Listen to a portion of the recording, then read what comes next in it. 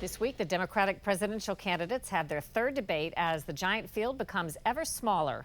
Scott Thuman recently visited the state that plays a big role in dividing the candidates from the also-rans. In Des Moines, Iowa, where thousands bite into the latest deep-fried concoction. Good? Oh, yeah. Check out the newest model John Deere, or watch kids cling to sheep in a rodeo called mutton bustin'. The state fair is about as Americana as it gets. But beyond the rides and sand sculptures, there's serious work to be done here. Yeah. Every 4 years, it's where kernel counting serves to help predict the next president. And with just 6 months to go before the Iowa caucuses, nearly 24 candidates crisscross the grounds, grilling, gripping, and trying to convince voters they're just as down to earth as the locals practicing their cow milking skills.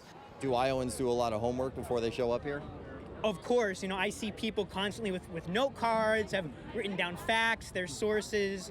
Iowans don't come to mess around. Candidate and billionaire Tom Steyer knows. These are really sophisticated political people. They take their precedents really seriously, and they study it, and they know a hell of a lot about politics. I recognize you from TV. Tom, what's your name? I'm Lance Erickson. Hello. They have to kind of run a gauntlet of, is this person down to earth? Can they mingle with regular people who aren't necessarily their party loyalty? And can they look natural eating a corn dog, which nobody can. I can just tell you, you can't. Nobody looks good eating a corn dog. Kathy Obradovich is the opinion editor at the Des Moines Register.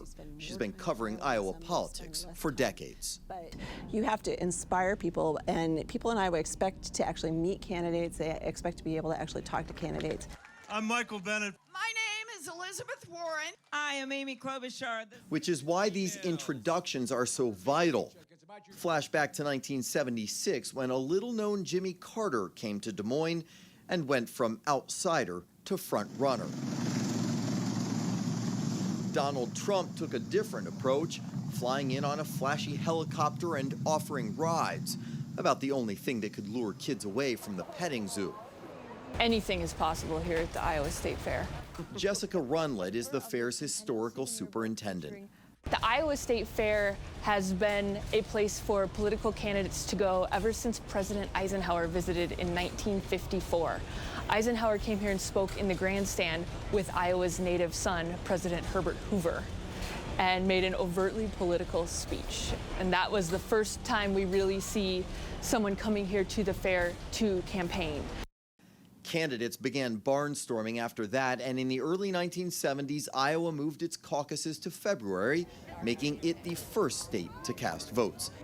The chance to press the flesh has its upside, but for those who've been here throughout the years, rolling up their sleeves and really trying to relate to this slice of Iowa, they know it can be a minefield.